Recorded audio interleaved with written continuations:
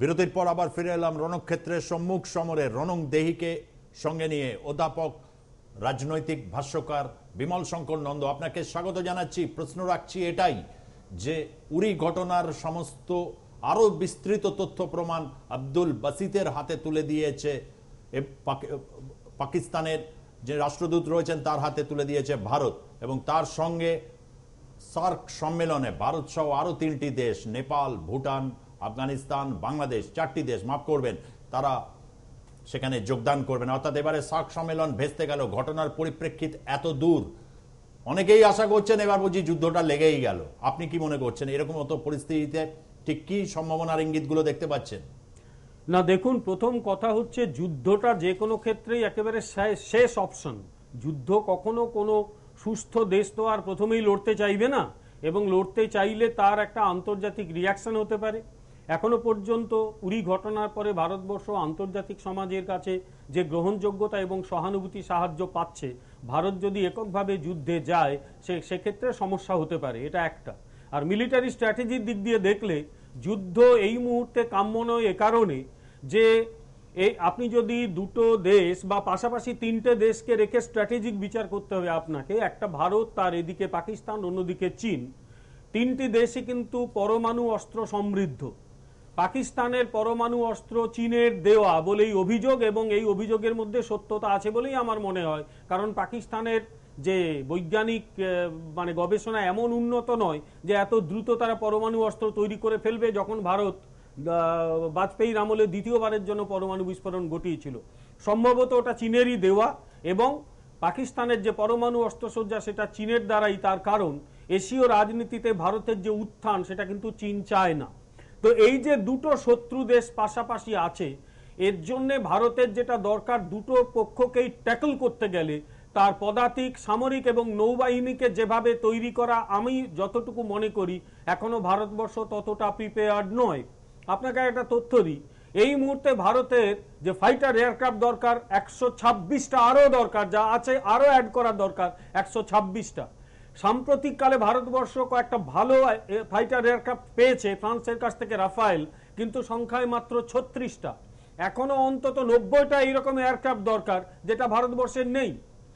বিগত ইউপিএ আমলে সামরিক বাহিনী থেকে বারবার বলা হচ্ছিল যে চীনের বর্ডার এলাকায় যে মিলিটারি ইকুইপমেন্ট নিয়ে যাওয়ার জন্য যে ইনফ্রাস্ট্রাকচার সেটা তৈরি করতে হবে, তার খরচ হবে মোটামুটি 65,000 কোটি টাকা। ভারত কিন্তু পিছিয়ে গেছে, ইউপিএ গভর্নমেন্ট সেটা করেনি, যে কাজটাতে এখন কিন্তু বিজেপি গভর্নমেন্ট হাত দিয়েছে, এনডিএ গভর্নমেন্ট। ন্যাচারালি যুদ্ধ করতে গেলে আপনাকে ধরে নিতে হবে যে শুধু আপনার শত্রু পাকিস্তান নয়, চীনও আপনার সবচেয়ে বড় শত্রু। আপনাকে মনে করিয়ে দেব, বাজপেয়ীর আমলে যিনি ভারতের প্রতিরক্ষা মন্ত্রী ছিলেন, জর্জ ফার্নান্ডেজ, তিনি কিন্তু এই কথা বলেছিলেন যে চীন আমাদের নাম্বার 1 এনিমি। সেই সময় তিনি সমালোচিত হয়েছিলেন, কিন্তু যারা সামরিক স্ট্র্যাটেজি খবর রাখে তারা কিন্তু জানে যে ভারতবর্ষের 1 নম্বর শত্রু পাকিস্তান নয়, চীন। পাকিস্তান ডেফিনেটলি শত্রু। তাই আপনি যদি যুদ্ধে নামেন, আপনাকে ধরে নিতে হবে আপনি দুপক্ষের বিরুদ্ধে যুদ্ধে নামছেন। তাই যুদ্ধ হওয়া উচিত শেষ অপশন। আরেকটা প্রশ্ন এই ক্ষেত্রেই আসে যে ভারত যে বাণিজ্য চুক্তিগুলো প্রত্যাহার করার কথা ভাবছে, পাকিস্তান মোস্ট ফেভার্ড নেশন এই তকমাটাকে কেড়ে নেওয়ার কথা ভাবছে, স্বাভাবিকভাবে নিজের ইকোনমি বা অস্তিত্ব বাঁচাতে ইতিমধ্যেই চীনের প্রেজেন্স সেখানে রয়েছে। পাকিস্তান কিন্তু আরো বেশি চীনের উপর নির্ভরশীল হবে। তখন তো দেখা যাবে যে সেখানে সীমান্তে যদি যেরকমভাবে এখন স্ট্র্যাটেজিক যে সিদ্ধান্ত হয়েছে ভারতের সাথে, লজিস্টিক যে চুক্তি হয়েছে, সেখানে চীন কিন্তু তখন ভারতবর্ষের সীমান্তের উপর সরাসরি নজরদারি করার আরো বিস্তৃত অঞ্চলের সুযোগটা পেয়ে যাবে। ভারত কি সেই সুযোগ দেবে? না, চীন এখন ভারতের সঙ্গে তার যা সম্পর্ক এবং পাকিস্তানের সঙ্গে তার যা সম্পর্ক, তাতে একটু ইতর বিশেষ হলেও ভারতের খুব একটা ক্ষতি বৃদ্ধির সম্ভাবনা নেই। তার কারণ হচ্ছে চীন এমনিতে ভারতবর্ষকে সন্দেহের চোখে দেখে। সে মনে করে যে ভারতবর্ষ এশীয় রাজনীতিতে তাকে টক্কর নিতে চায়, এবং এটা খুব মিথ্যে কথা তা নয়। ভারতবর্ষ বিশ্বশক্তি হতে গেলে তাকে আগে নিজেকে এশীয় শক্তি হিসেবে প্রতিষ্ঠিত করতে হবে, সেক্ষেত্রে চীন তার সামনে বড় বাধা। ন্যাচারালি পাকিস্তান, আপনাকে বলি, মোস্ট ফেভার নেশনটা 1996 সালে দেওয়া হয়েছিল, কিন্তু কথা ছিল যে পাকিস্তানও ভারতকে এই এমএফএন বা মোস্ট ফেভার নেশনের স্ট্যাটাসটা দেবে। পাকিস্তান আজ অব্দি ভারতবর্ষকে সেটা দেয়নি। সুতরাং ভারতবর্ষ যদি সেটা ক্যান্সেল করে দেয় তাতে ভুল কিছু নেই। তবে এ প্রসঙ্গে বলি, ভারতের সঙ্গে পাকিস্তানের যে বাণিজ্য, সেটা ভারতের টোটাল বাণিজ্যের একটা ভগ্নাংশ, মাত্র 1%-এরও কম, এটা প্রায় only 0.25%। সুতরাং তাতে যে পাকিস্তানে বিরাট ক্ষতি হয়ে যাবে তা নয়, বরং পাকিস্তানের ক্ষতিটা অন্য জায়গায় হতে পারে। এই যে সার্ক সম্মেলন ভারতবর্ষ বয়কট করলো, তার সঙ্গে বাংলাদেশ, আফগানিস্তান এই দেশগুলো যাচ্ছে না, এটা কিন্তু ইন দ্য লং রান পাকিস্তানের মারাত্মক ক্ষতি করতে পারে। কারণ সার্ক হচ্ছে এমন একটা জায়গা যে সংগঠনে পাকিস্তানও কিছু কিছু সুবিধে নিচ্ছিল, এই যে আঞ্চলিক সংগঠনে পাকিস্তান কিছু কিছু ভূমিকা পালন করছিল, সেখান থেকে যদি পাকিস্তান কোণঠাসা হয়ে যায়, এবং আমার ধারণা এরপরে যে চেষ্টাটা চলবে, ভারত হয়তো সেই চেষ্টাটা করবে পাকিস্তানকে সার্ক থেকে বার করে দেওয়ার, সেটা পাকিস্তানের পক্ষে একটা সিভিয়ার ব্লো হয়ে যেতে পারে। এবং আমি মনে করি ভারতের এই প্রচেষ্টা করা উচিত। এই প্রসঙ্গে আরেকটা কথা বলি, আসলে কি জানেন তো, ভারতের এই যে পাকিস্তান নীতিটা না, সেটা কিন্তু প্রথম থেকেই খুব একটা কনসিস্টেন্ট নয়। একদম প্রথমে আমাদের ভেবে নেওয়া উচিত ছিল যে পাকিস্তান এবং ভারতের সম্পর্কটা আগামী দিনে কেমন হতে পারে। আমাদের সৌভাগ্য, আমাদের প্রথম প্রধানমন্ত্রী জওহরলাল নেহেরু একজন অত্যন্ত পণ্ডিত মানুষ ছিলেন। আমাদের অত্যন্ত দুর্ভাগ্য, আমাদের প্রথম প্রধানমন্ত্রী জওহরলাল নেহেরু আন্তর্জাতিক রাজনীতিকে নিজের বাড়ির উঠোন মনে করতেন। তিনি মনে করতেন তিনি যা চলবে, তিনি যেভাবে ভাববেন আন্তর্জাতিক রাজনীতি সেভাবে চলবে। ব্যাপারটা উল্টো, আন্তর্জাতিক রাজনীতি যেভাবে চলবে আপনাকে সেই অনুযায়ী পলিসি ঠিক করতে হবে। জওহরলাল নেহেরু সেটা কোনো কালে করেননি, যার ফল কি হলো, 62 সালে চীনের কাছে ভারত ধাক্কা খেলো। তার আগে যখন কাশ্মীরে হানাদার বাহিনী পাকিস্তান পাঠিয়েছিল, আসলে ছদ্মবেশী ওদের দেশের কিছু সৈন্যবাহিনী, সেখানেও তিনি মারাত্মক ভুল করলেন। যেখানে ভারতবর্ষ সুবিধাজনক জায়গা রয়েছে, গোটা বিষয়টা সম্মিলিত জাতিপুঞ্জে চলে গেল, সেখানে গণভোটের দাবি উঠলো, তিনি মেনে নিলেন, ভারতবর্ষ চিরদিনের জন্য একটা ব্যাকফুটে চলে গেল। তারপরে আপনি যদি দেখেন, ইন্দিরা গান্ধীর আমলে ভারত একটা সুবিধাজনক জায়গা ছিল, পাকিস্তানকে ভেঙে দিয়েছিল, দুটুকরো করেছিল। সিমলা চুক্তিতে যখন ভারতের হাতে পাকিস্তানের 90,000 যুদ্ধবন্দী, একটা বিরাট অংশে ভারত কিন্তু দখল করে নিয়েছিল। আপনাকে এই প্রসঙ্গে বলি, এই যে উরি সেক্টর, সেই উরি সেক্টর থেকে প্রায় 40 কিলোমিটার ভারত ভেতরে ঢুকে গিয়েছিল, এবং সেই স্ট্র্যাটেজিক জায়গাটা ভারতবর্ষ কিন্তু দিয়ে দিয়েছিল, পাকিস্তানকে ফেরত দিয়ে দিয়েছিল, যুদ্ধবন্দীর মুক্তি দিয়েছিল। অথচ বিনিময়ে কাশ্মীরের ওপর ভারতের দাবি পাকিস্তানকে মানানো যায়নি। জনাব জুলফিকার আলী ভুট্টো সেই সময় প্রায় নতজানু হয়ে ইন্দিরা গান্ধীকে বলেছিলেন যে আমাকে একটু সুযোগ দিন, আমি সমস্ত সমস্যার সমাধান করব। ইন্দিরা গান্ধী যে লাভটা তিনি তার নিজের যথেষ্ট সুযোগ্য নেতৃত্বে ভারত জিতেছিল, তিনি পাকিস্তানকে উদারতা দেখালেন, আর ভুট্টো দেশে ফিরে গিয়ে বললেন আমি ভারতের বিরুদ্ধে 1000 বছর যুদ্ধে লড়ব। আসলে এই যে পাকিস্তান দেশটা বিশ্বাসযোগ্য নয়, সেই দেশের যে দেশ গঠন বা জাতি গঠন প্রক্রিয়াটা কমপ্লিট হয়নি, একেবারেই দেশ হিসেবে গড়ে ওঠেনি, সেই দেশকে বেঁচে থাকতে গেলে সেখানকার মোল্লাতন্ত্র, সেখানকার ব্যবসায়ী গোষ্ঠী, সেখানকার সামরিক বাহিনী, তাকে ভারত বিরোধিতার জিগির তুলতেই হবে। আরো স্পেসিফিক্যালি হিন্দু বিরোধিতার জিগির তুলতে হবে, তা নইলে দেশটাই টিকবে না। ভারতের যারা দীর্ঘদিন রাষ্ট্র পরিচালনা করেছেন, সেই কংগ্রেসের নেতৃত্ব এটা কিন্তু বুঝতে পারেননি। আর একটা লাইনে শেষ করি, মাঝখানে আইকে গুজরাল বা তার আগে যখন মোরারজি দেশাই প্রধানমন্ত্রী ছিলেন, তারাও পাকিস্তানের প্রতি এত সফট নীতি দেখিয়েছিলেন যে পাকিস্তান কিন্তু নিজেকে প্রিপেয়ার করার সুযোগ পেয়ে গিয়েছিল। ফল হলো এই যে বাজপেয়ী থেকেই কিন্তু অনেক প্র্যাগম্যাটিক পলিসি নিচ্ছে, এবং এখন নরেন্দ্র মোদী যথেষ্ট প্র্যাগম্যাটিক পলিসি নিচ্ছেন যে যুদ্ধ না হলেও এমন একটা পরিস্থিতি তৈরি করতে হবে যে পাকিস্তান আঞ্চলিক আন্তর্জাতিক সর্বক্ষেত্রে কোণঠাসা হয়ে যায়। এটা অনেক আগেই নীতি নেওয়া উচিত ছিল, আমরা দেরি করেছি। তবু আমি বলবো বেটার লেট দেন নেভার। ভারতবর্ষ যে নীতি এখন প্রয়োগ করছে, গ্রহণ করছে, আমি মনে করি একদম যথোপযুক্ত নীতি, অন্য কোনো নীতি আর নেওয়ার জায়গাই নেই। অরূপদা, হ্যাঁ, উনি যে প্রসঙ্গগুলো বলেন আমি সেই প্রসঙ্গগুলোতে যেতেই চাই না। তার কারণ হচ্ছে প্রসঙ্গগুলো একেবারে ভিন্ন। কাশ্মীরের সমস্যা কিভাবে তৈরি হচ্ছে তা আলাদা একটা বিষয়, সেটা নিয়ে আরেকদিন হয়তো রণক্ষেত্র হতে পারে, সেটা একটা ভিন্ন। প্রচুর ঘটনা আছে, প্রচুর অজস্র ঘটনা আছে। নেহেরু সম্পর্কে উনি যে কথাগুলো বললেন তার পজিটিভ এবং নেগেটিভ দুটো সাইডই আছে, ফলে ওই দিকগুলো আমার মনে হয় আলোচনা করার দরকার নেই। আমি মূলত একটা প্রসঙ্গে আমি আবারও সেই জায়গাটায় যাচ্ছি। আপনাদের একটা তথ্য দিই, সারা পৃথিবীতে এই যে যুদ্ধাস্ত্র বিক্রি হয়, কোথায় কোন অঞ্চলে যুদ্ধাস্ত্র বিক্রি বেড়েছে আর কোথায় কমেছে? কমেছে ইউরোপে। ইউরোপে যুদ্ধাস্ত্র বিক্রি কমেছে। ইউরোপে রাশিয়া আছে, ইউরোপের একটা দিকে চায়নাও আছে, অথচ ইউরোপে যুদ্ধাস্ত্র কমেছে বিক্রি, আর বেড়েছে কোথায়? এশিয়াতে, এশিয়া, ওসিয়ানিয়া এবং তারপরে মিডল ইস্টে। আমি আবারও বলছি, এই যুদ্ধ বা ওয়ার মঙ্গারিং বা এই যুদ্ধকে কেন্দ্র করে যে উন্মাদনা সৃষ্টি করা, এটার পেছনে একটা ওয়ার ইন্ডাস্ট্রির ভূমিকা আছে, যেটাকে আড়াল করবার জন্য আমরা এই অন্য জিনিসগুলোর দিকে যাচ্ছি। ভারতের ভূমিকা ঠিক না পাকিস্তানের ভূমিকা ঠিক, এই প্রসঙ্গে যাচ্ছি না। কূটনৈতিক যুদ্ধে ভারত কতটা জিতবে বা হারবে, that's a completely separate issue. কিন্তু গোটা ব্যাপারটা দাঁড়িয়ে আছে ওয়ার ইকোনমির উপর, আর অন্য কিছু নয়। অরূপদা, এখানে কমপ্লিটলি সেপারেট ইস্যু বললেও নিঃসন্দেহে ওয়ার মঙ্গারিং এর বিষয়টা আমি শুরুতেই বলেছি যে এটা নিয়ে একটা জনমত, এর বিরুদ্ধে জনমত রয়েছে, কিন্তু আপনি যে জায়গাটায় বলছেন সেখানে নিঃসন্দেহে কিন্তু একটা প্রশ্ন থেকে যায়। বিমলদা, না দেখুন, অরূপবাবুর একটা কথা শুনে আমার মনে হচ্ছে যে এই মুহূর্তে যদি সব যুদ্ধ টুদ্ধ ছেড়ে কূটনৈতিক যুদ্ধে ভারত নিঃসন্দেহে অনেকটা এগিয়েছে, আপনি মানে এই জায়গাটায় হচ্ছে, কিন্তু শুধু ভারতের জায়গা থেকে কতগুলো আপনি প্রস অ্যান্ড কনস যেগুলো বলছেন, নেহেরু নীতি বা এগুলো, এটা ধারাবাহিক, মানে তাহলে তো অনেক আরো পেছোতে পেছোতে যেতে হয়। সে তো হবেই। না, আমি অরূপবাবুর কথা শুনে আমার একটা বিষয় মনে হচ্ছে যে সব চর্চা ছেড়ে হিমালয়ে বসে যদি আমরা দার্শনিক চর্চা করি তাহলে ওদের সমস্যার সমাধান হয়ে যাবে। আমি ওনার কথার যুক্তিগুলোকে অস্বীকার করছি না, এটা ঠিকই যে অস্ত্র বিক্রি সবচেয়ে বেশি হয় থার্ড ওয়ার্ল্ড কান্ট্রিতে এবং অস্ত্র বেশি বিক্রি করে first world, particularly United states of America. Bharat উপমহাদেশের এই অঞ্চলে এবং মিডল ইস্টে অস্ত্র বিক্রি 2008 এর পর থেকে লক্ষণীয়ভাবে বৃদ্ধি পেয়েছে। সারা পৃথিবীতে সবচেয়ে বেশি অস্ত্র কেনে হচ্ছে ভারত। বহুদিন ধরেই অস্ত্র বিক্রি হচ্ছে, কিন্তু আমার কথা হচ্ছে যে আপনার আমার চাওয়া না চাওয়ার উপর এই অস্ত্র বিক্রি বাড়া কমা নির্ভর করে না, এটা নির্ভর করবে আন্তর্জাতিক রাজনীতির উপরে। আর একটা শুনুন, আন্তর্জাতিক রাজনীতিরও আমি ছাত্র, আমার গবেষণা আন্তর্জাতিক রাজনীতি নিয়ে। সেখানে আমি যতটুকু জানি তাতে যে আপনি আমি কি ভাবি আন্তর্জাতিক রাজনীতি তো সেভাবে চলে না।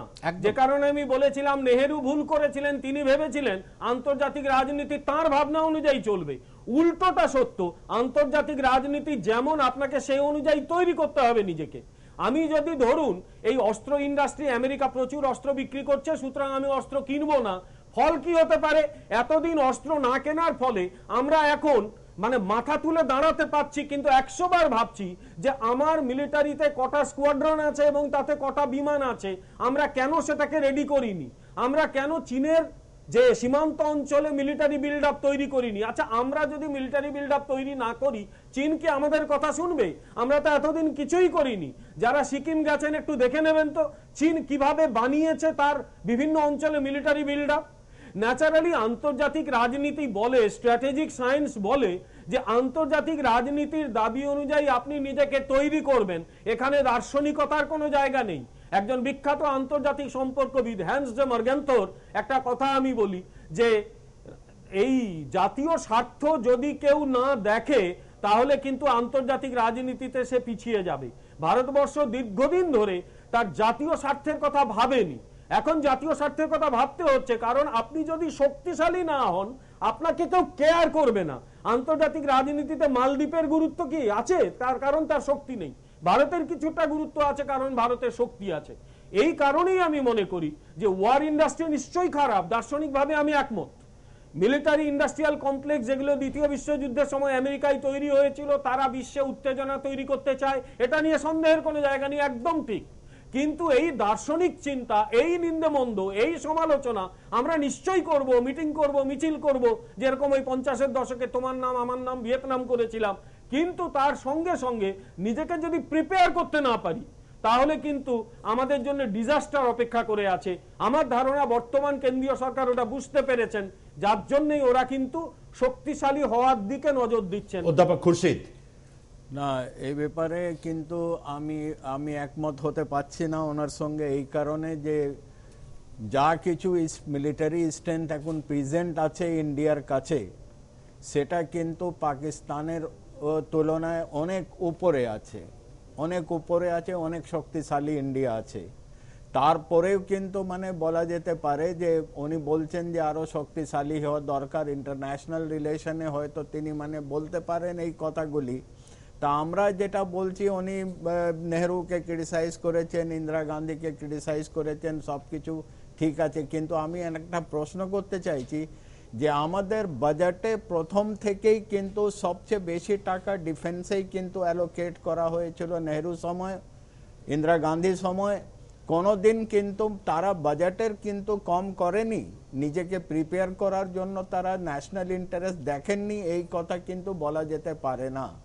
কেননা সেটা গ্রাফিক্যালি যদি আমরা দেখতে পারি তাহলে সবসময় কিন্তু ডিফেন্সের আমাদের খরচটা আমাদের জেনারেল বাজেট থেকে সব বেশি ভাগ কিন্তু মানে ডিফেন্সে গেছে। এখন মানে মোদি এসেই কিন্তু মানে ডিফেন্স বাজেটটা দ্বিগুণ করে দিয়েছেন বা তিগুণ করে দিয়েছেন তা নয়। আর এখন রিয়েলাইজেশন করছেন মোদি গভর্নমেন্ট যে তার ন্যাশনাল ইন্টারেস্ট দেখতে হচ্ছে।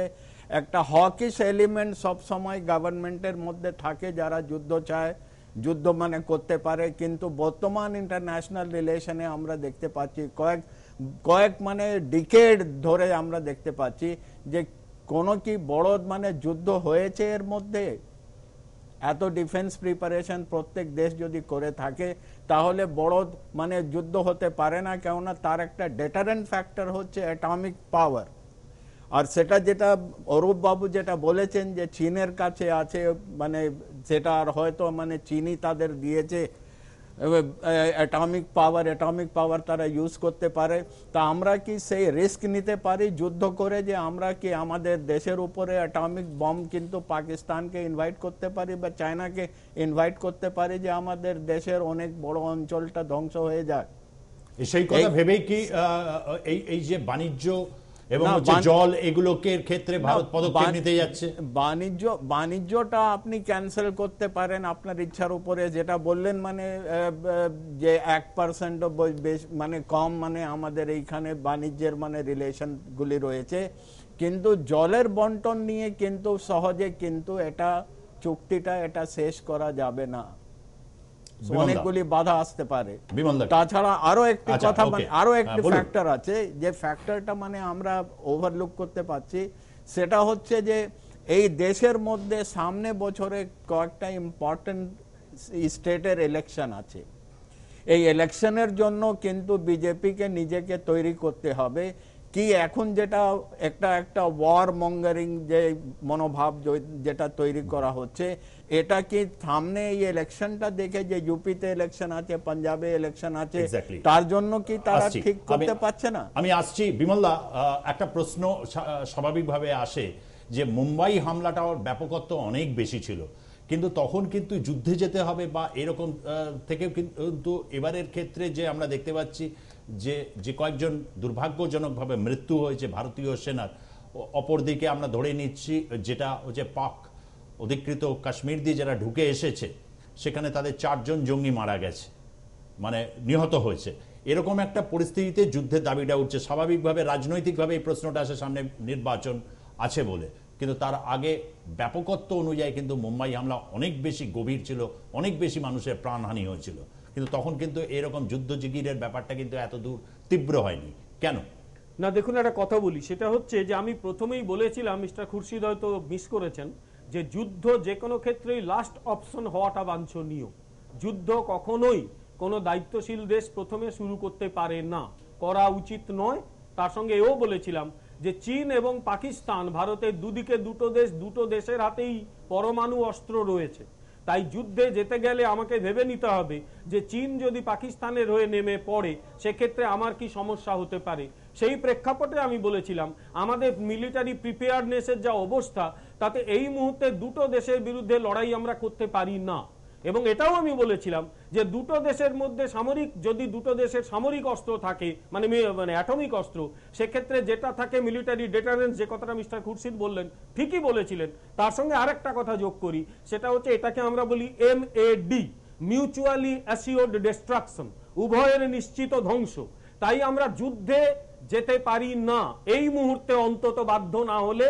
এবং নরেন্দ্র মোদী তাই বারবার যুদ্ধে না যাবার কথাই বলছেন বা যুদ্ধের প্রসঙ্গটা আনছেন না, বরং তিনি এখানে বলছেন যে পাকিস্তানকে কিভাবে নিয়ন্ত্রণে আনা যায়।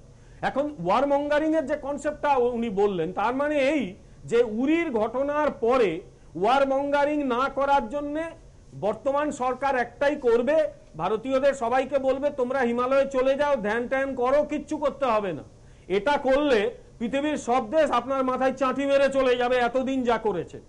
এই মুহূর্তে আন্তর্জাতিক রাজনীতি যারা বোঝে, আমি সামান্য বুঝি, খুব বেশি হয়তো বুঝি না, তারা জানে যে আন্তর্জাতিক রাজনীতিতে দুর্বল দেশকে কেউ গুরুত্ব দেয় না, আপনাকে শক্তিশালী হতে হবে।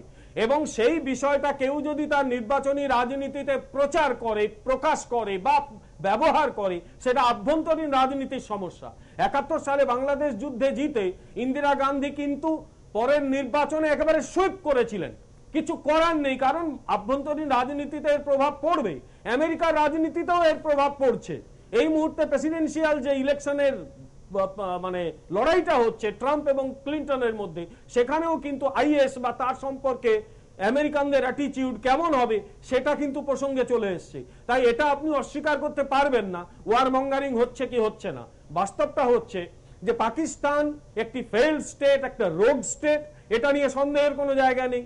ভারতবর্ষের যারা রাজনীতিবিদ দীর্ঘদিন ধরে ফরেন পলিসি ডিসিশন মেকিং করেছেন, তারা এটা হয়তো বুঝেছেন কিন্তু কনসিস্টেন্ট পলিসি নিতে পারেন। এখান থেকে এটা সত্যি কথা যে ফেইল স্টেট, রোগ স্টেট, এটা পাকিস্তানের যারা ওখানকার ইন্টেলেকচুয়াল বা অনেকেই, আমি একটা টিভি কালকে চ্যাট শোর কিছুটা অংশ আমি শুনছিলাম, তারা এই বিষয়টাকে কিন্তু খোলাখুলি মেনে নেয় এবং একটা তার মধ্যে দিয়ে ওয়ারকে যেভাবে একটা এত ইজিলি দেখার একটা প্রবণতা, এটা কিন্তু একটা যে কোনো একটা দেশের পক্ষে কিন্তু শিরোপীড়ার কারণ। এটার মধ্যে কোনো বাহাদুর বা বীরত্ব কিন্তু কিছু থাকে বলে আমার মনে হয় না। এটা একটা বারবার করে একটা আসছে, এটা বলতেও তো খারাপ লাগে যে একটা প্রতিবেশী কোনো একটা স্টেট ফেইল্ড বা রোগ স্টেট।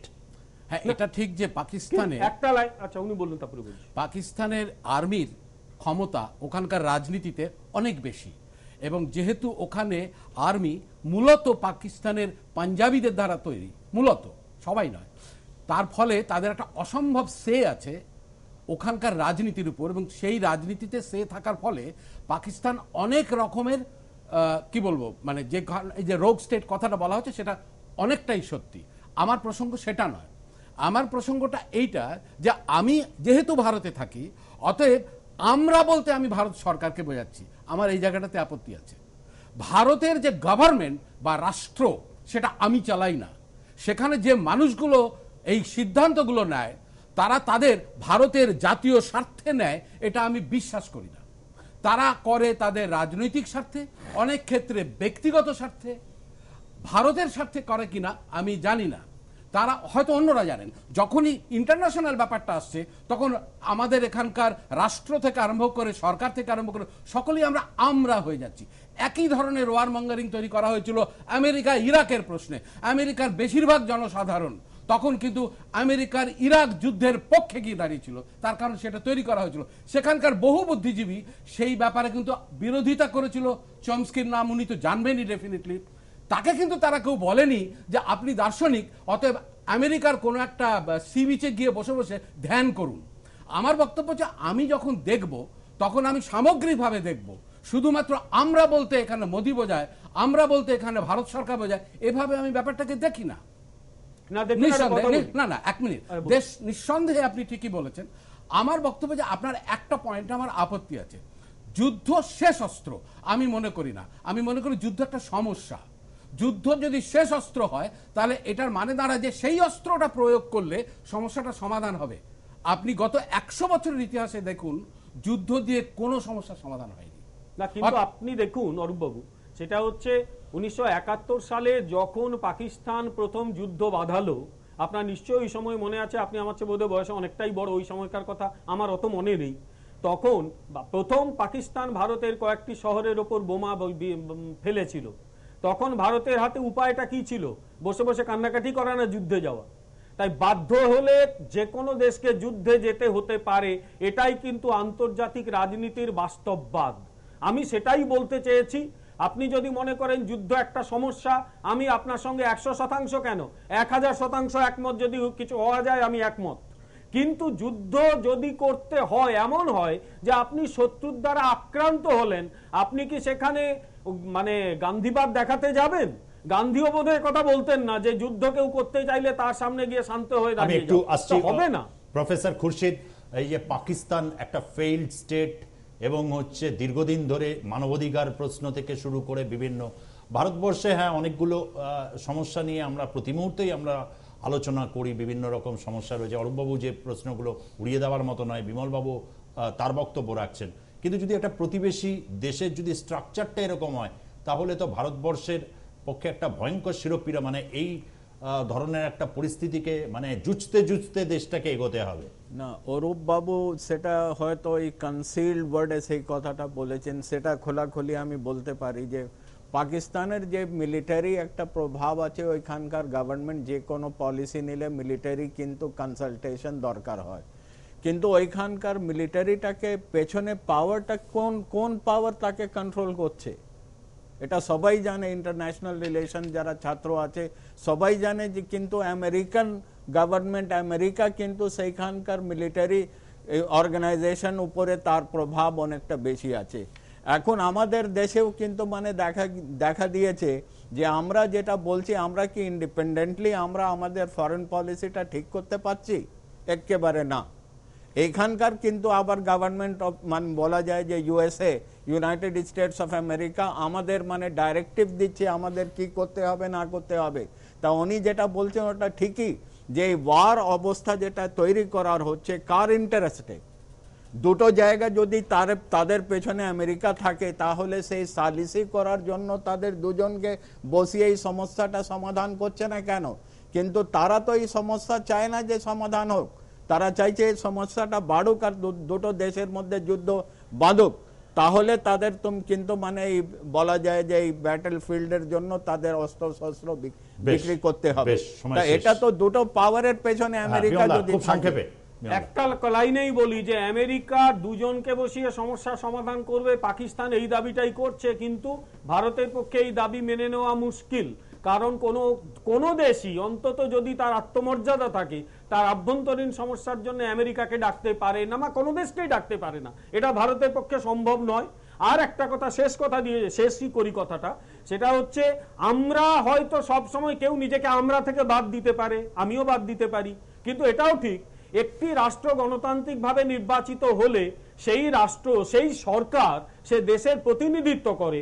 আপনি সেই সরকারের সঙ্গে নিজেকে মেলাবেন না আপনার ব্যাপার, কিন্তু বাস্তব হচ্ছে গণতন্ত্রের নিয়ম যে তাকে দেশের হয়ে পলিসি ডিসিশন নিতে হয়। পাকিস্তানের সমস্যা হচ্ছে পাকিস্তান দেশটা গণতান্ত্রিক নয়, দেশটাকে চালায় মিলিটারি এবং মোল্লাতন্ত্র এবং কিছুটা ওখানকার মানে প্রভাবশালী ব্যবসায়ী গোষ্ঠী। ভারতবর্ষ একটি গণতান্ত্রিক দেশ, ফলে ভারতবর্ষের নির্বাচিত সরকার সে নিঃসন্দেহে দেশের একটা বড় অংশের প্রতিনিধিত্ব করে, অস্বীকার করার উপায় নেই। এই ক্ষেত্রেও কাউন্টার বক্তব্য দুজনেরই থাকতেই পারে, দুজনেরই থাকবে, এটা স্বাভাবিক। কিন্তু নিবৃত্ত করছে সমাজে নির্বাচিত হয়েছে এই সরকার, কিভাবে সেটা আমরা ভালোভাবে জানি। ধন্যবাদ অধ্যাপক সালমান খুরশিদ আপনাকে, ধন্যবাদ অধ্যাপক বিমল শঙ্কর নন্দ আপনাকে, ধন্যবাদ অরূপ শঙ্কর মৈত্র আপনাকেও, ধন্যবাদ আপনাদেরকেও যারা দেখলেন আজকের পর্বের রণক্ষেত্র। দেখতে থাকুন আর প্লাস নিউজ, সবার আগে সবার পাশে।